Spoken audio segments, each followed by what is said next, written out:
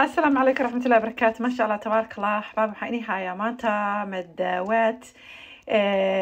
ما شاء الله حدي مقالة دخاتيرتا بيحرايا على أمالينا تيك توك على حرايا فائدة إلى الألابتان alaabta waxaan soo geliyay 3 sano ka hor youtube-kayga laakiin maanta waxay u kalaftay inaan soo celiyo gabdho walaalaya ku biskooday dartooda u soo celiyay gabar ardadayda oo gabdhaha wajiga u sameeya waxay leedahay margarine ay ugu kacsan ilaa xal dhan ma seexan shal dhan madaxa xanuunay waxaan alaabtan sameeyay alaabtii markay sameysay isla subaxii feedback ay soo celisay gabdho kale u sheegay tir subhanallah alaabtan markaan soo geliyay rabadaaneed waxa xasta gabdhaha waxay ugu tiri reerkeena dhan xamar waxaan qabi jirnay madax xanuun markaan afurno qof kasta paracetamol u liqi jiray markaan waxay tiri ani ila baranay qof kasta oo kaniiniga dhan ma aqoon ka kaftoonay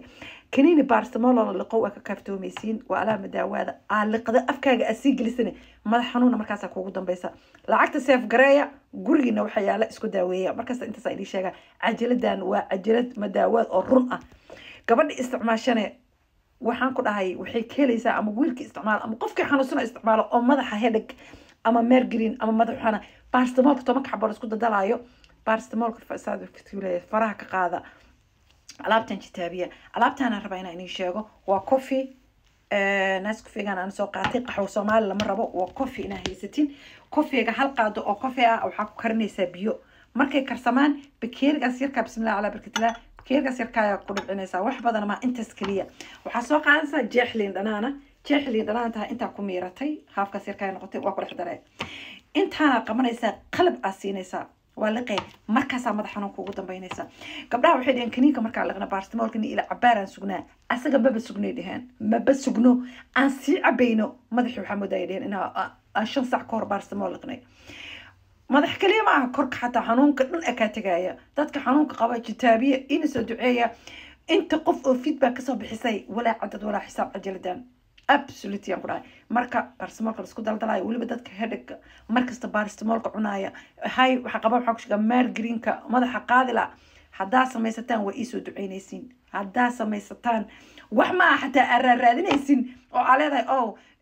maybe biriyo shaqeyn doona ama saacada ka bacdi shaqeyn doona waa itus ay taabsi al si cabaysinba ilaahay madaxu ka qaada xanuunkii dhakhtar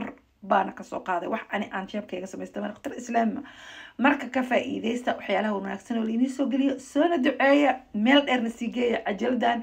waa mucjis waa madaawad waa ma sha Allah tabarakallah gabdhihii rabay inay iscaateeyaan oo hilibka sida shawarka looga qubaystaan 3 bishan bilaabaya group hadda socda 3 wiig gabdho 10 kiilo iska ridaya haya 3 wiig 10 kiilo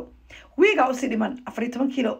ay wiigi iska ridaysa gabadhaas ka shaqeeya waa group hadda socda oo dhamaanay wiig ka bacdi 3 bishan group cusub aan bilaabaya gabadhii rabta dhexda soo xirtay hadii kuwi kala todoba hadda marooyaan ay 3 wiig joogan markay gaaraan 4 wiigna 10 ka xiraayaan marka gabadhii rabta hilib inay meel iska soo dhigto haar inay iska qaado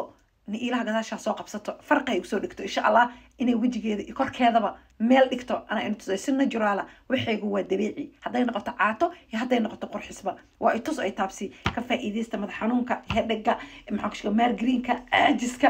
daqiiqad kaga takhalus gurigaaga adoo lacag ka qasaarin. Assalamu alaykum warahmatullahi wabarakatuh.